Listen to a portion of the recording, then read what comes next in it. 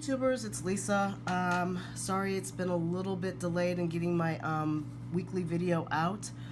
I've had a couple of snags. I had people visiting. I shouldn't say people, I had my mother visiting. And I had a friend pass away unexpectedly, so it kind of derailed all my motivation a little bit to get this week's vlog out. But I wanted to talk about Inktober. Inktober, yay!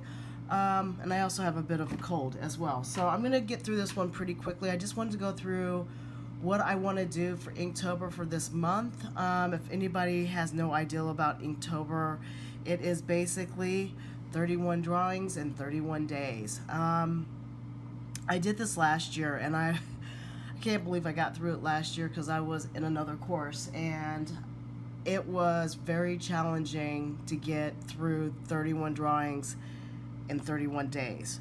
So, with that being said, this year I'm not going to drive myself crazy. I've only set a goal of about doing 12. If I do more, great. But if I don't, it's okay too.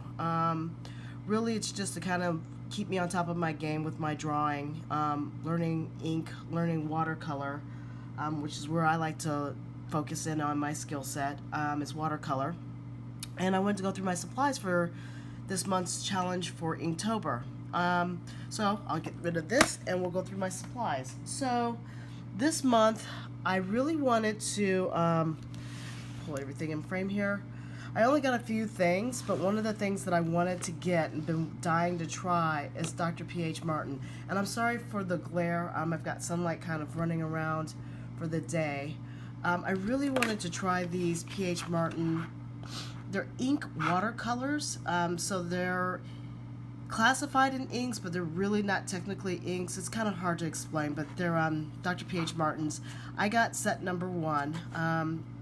I got them through Amazon, I think. They were a little bit cheaper than what I would get on Blick or Plaza Art, which is in the Metro DC area for people who are listening.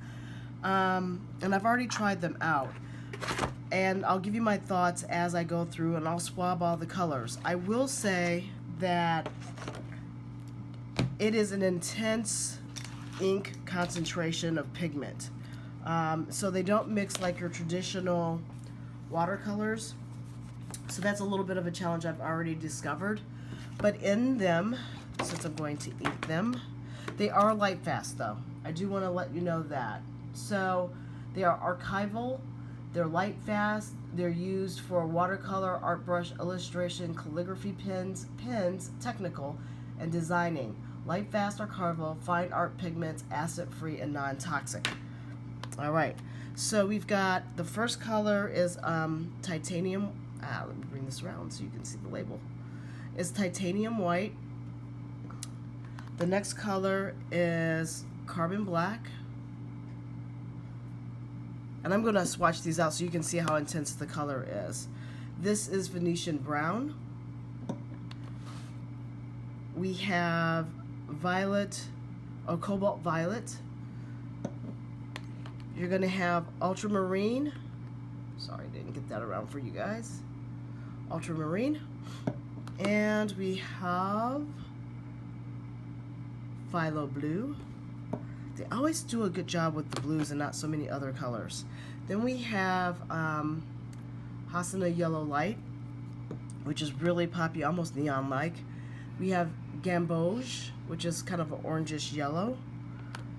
This says that this is brilliant cad red, but it looks orange in the jar. And I'm sorry, you might not be able to see this in justice, but maybe you'll get it once you see it on the table.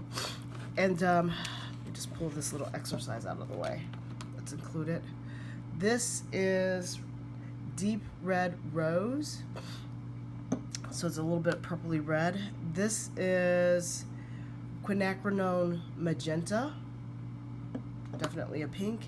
And this is a brilliant green. And I can tell you that this green runs pretty blue. It's almost like Viridian. It's got more blue in it than I would probably like for a green.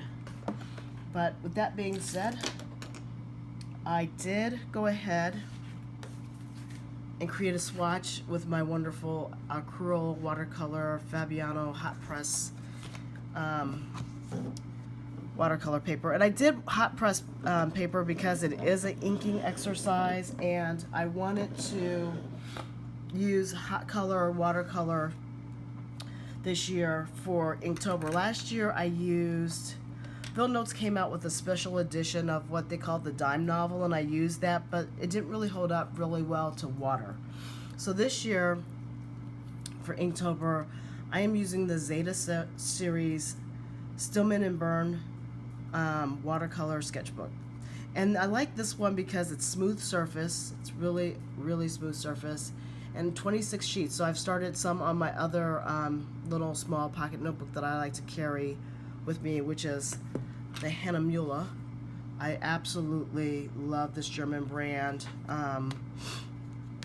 paper. It's not smooth per se, but it's not cold, like cold press. And this is a nice sturdy hardbound edition. I got this off of Amazon as well. I'll put all the links below for the items that I'm using for this Inktober as well. But let me go through. Just wanted to talk a little bit about paper since I'm getting ready to swap. The paints. So I would say that if you're interested in using the P.H. Martin, one thing that you probably need to know right off the bat is they don't mix like your traditional, to me, watercolors. They're very, one little drop of this ink will go a long way. And it's really hard to, some water. It's really hard to mix like you would do a traditional watercolor. So this is the titanium white.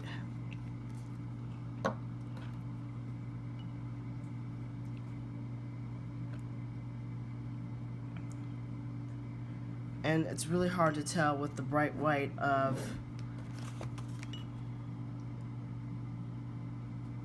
the paper, but it's white. And let's see here. Put these back in as I do them.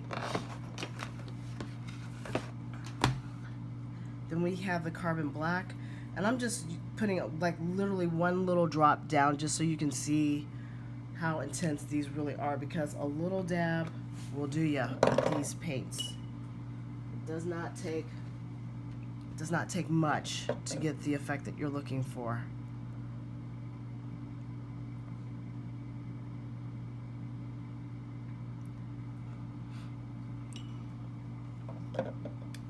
Then we have the Venetian brown. I have found that these do lift quite well. So if you need to lift off of paper, they can do that.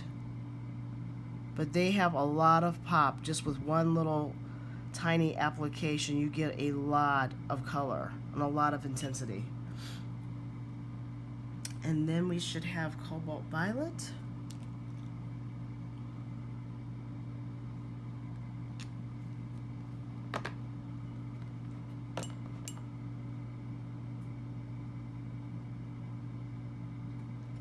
That one drop can probably last you, depending on the size of your painting, a good long time.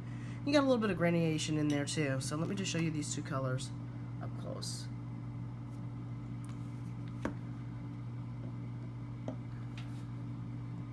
Then we have the ultramarine.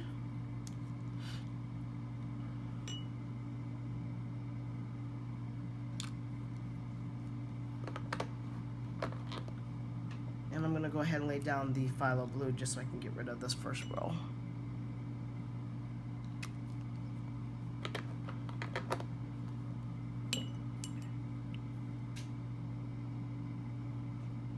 Look at that. I love the intensity of the color. Now for this Inktober, I'm going to actually focus in on my 12 paintings are either going to be botanical or they're going to be birds.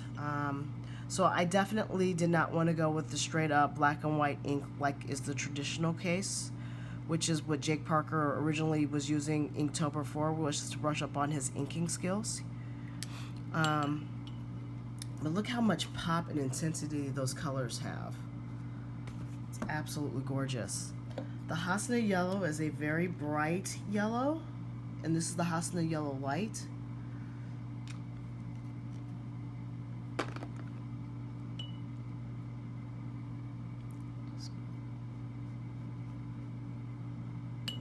water's gotten a little bit too dirty.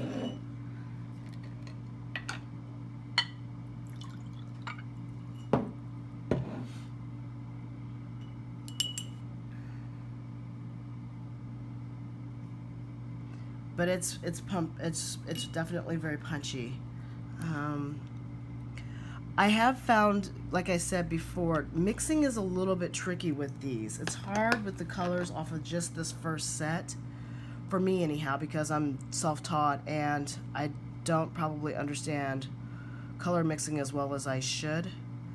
How to get certain colors out of them. Like I needed to do browns for some of the birds that I'm drawing, and I'm having a hard time figuring out browns, tans, really pale kind of colors in some of the birds and the foliage shots that I'm trying to do for the botanicals. So it'll be interesting to see how long I stay with these. I've had to already supplement a couple of my illustrations with, okay, there's that cadmium red. Wow. All right.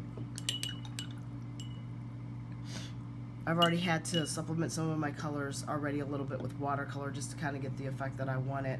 One painting, and I'll show you some of the illustrations that I've done so far, which I've never actually shared on YouTube before, so this will be a first.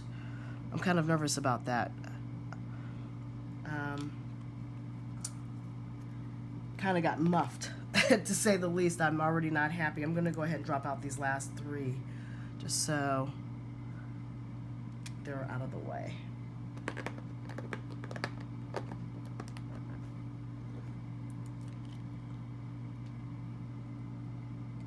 And this green, you think it's going to be such a pretty, like, kind of emeraldy kind of green, but it really does look really blue to me. Okay, so here is the deep red rose.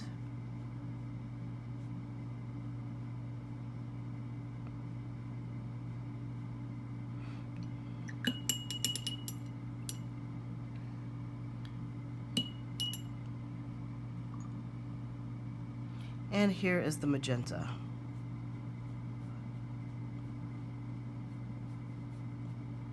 Lots of pop in these colors.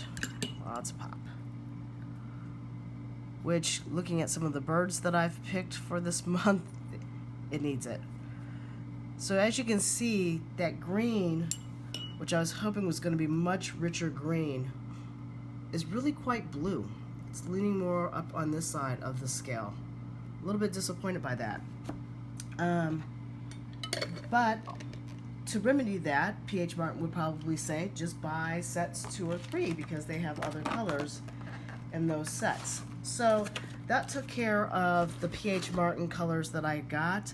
I use my Fabiano for other things, and swatching is good for looking at how it's going to look on true hot press paper.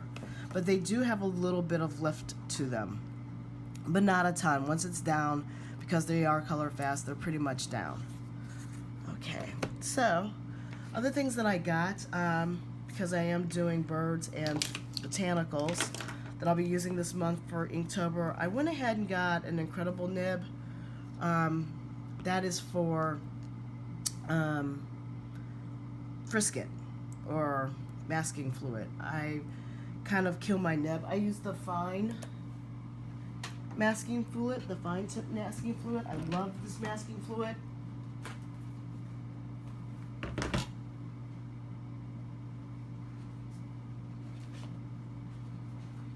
Sorry about that. Because it is such a fine tip nib, and I can put it into small areas, but this is the Fineline masking fluid that I use, and you can see the nib is like really small application, which is great because I tend to work in small notebooks and sketchbooks just because I find them to be a lot more portable, and they're great for travel without taking up a lot of space.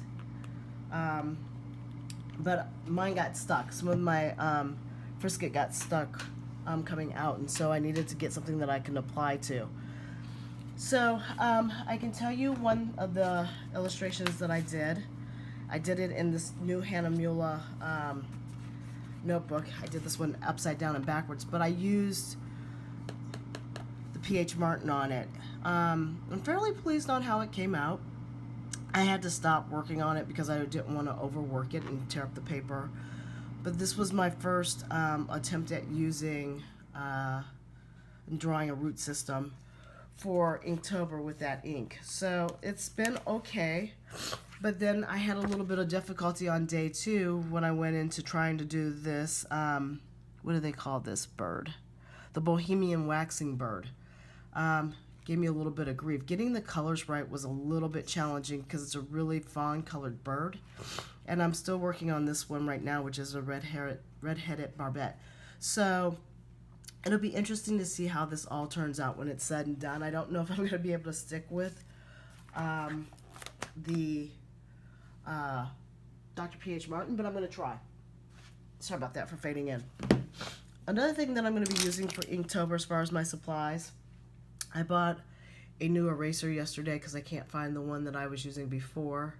So I got this Frisket newest one. And then I've got this Prismacolor warm gray pencil. I really like how it draws light lines because I'm kind of heavy-handed with my drawing sometimes. Not so much if I'm using like a 2H or 4H pencil, but then I find that they're almost too light, and I kind of like the fact that I can erase it, which I feel like I need to do still. And of course, like everybody, I am using the Signo gel broad pen, usually mostly for highlights and the eyes. And then my favorite Copic pens that I like to use, which I've actually trashed these, are Copic's 1 and 3. Oh, these, yeah, 1 and 3. I use the 1 and 3 Fineliners. Love those. And then I also got a Sepia disposable. This one is not refillable. Unfortunately, Copic hasn't wised up and put their colors into these refillable containers. And then, like I said, for the other things that I'm using these two notebooks because this one only has 26 pages. I'm not exactly sure if I'm going to do front to back in this one, and if I choose not to, then I'm kind of starting in this Hahnemuhle. This is really a great notebook, great size, and then I'm going to finish it off for sure in the Zeta series of the Stillman and Birn.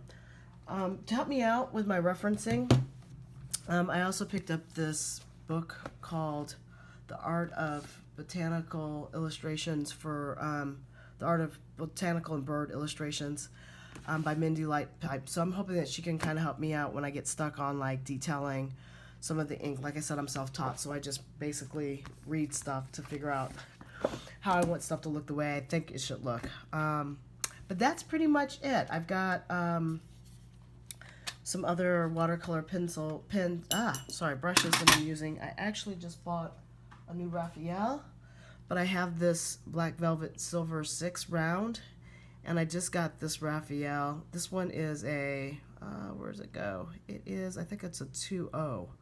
A 2.0, yeah. You can see that. It's a 2.0. So I just got that one yesterday, so that'll help with the really ultra fine point, fine detail work that I'm going to have to probably do on some of the birds and or botanicals. But that's it for the brushes. And then for my watercolors, if I have to highlight like I had to do with one of them, I'm still using this wonderful like dot set that I got off of Etsy for in the porcelain. This is a porcelain palette that I got from Etsy as well, and my Schminky. So those are the watercolors, but the watercolors themselves are M-gram, and I love those things. And then I've got my old watercolor palette too, just in case I need to supplement colors in.